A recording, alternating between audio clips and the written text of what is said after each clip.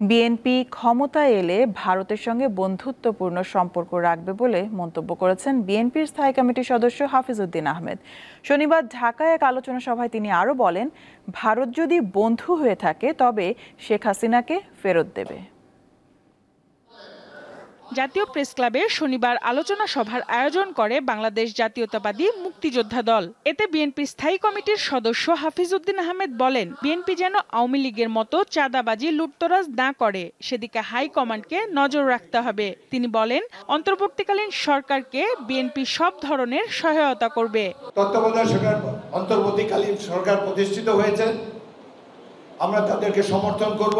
আমরা চাই আওয়ামী লীগের মতো যেন কোনো কলঙ্ক তাদেরকে স্পর্শ না করে। ভারত সম্পর্কে বলতে চাই, আপনারা মুক্তিযুদ্ধে আমাদেরকে সাহায্য করেছেন, অনেক কৃতজ্ঞ।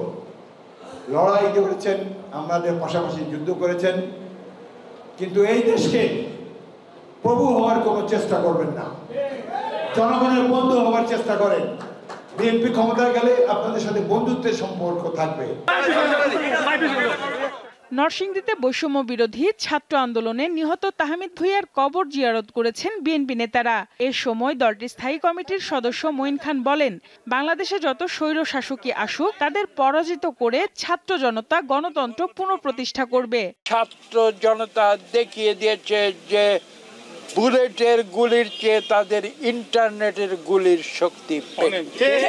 সেই ভয়ে এই সরকার ইন্টারনেট পর্যন্ত বন্ধ করেছে। তিনি জানান, আওয়ামী লীগ সরকার দেশের যে গণতন্ত্র হত্যা করেছিল তা পুনরুদ্ধার করা হবে। সঞ্জিদা প্লাবনী, দীপ্ত সংবাদ, ঢাকা।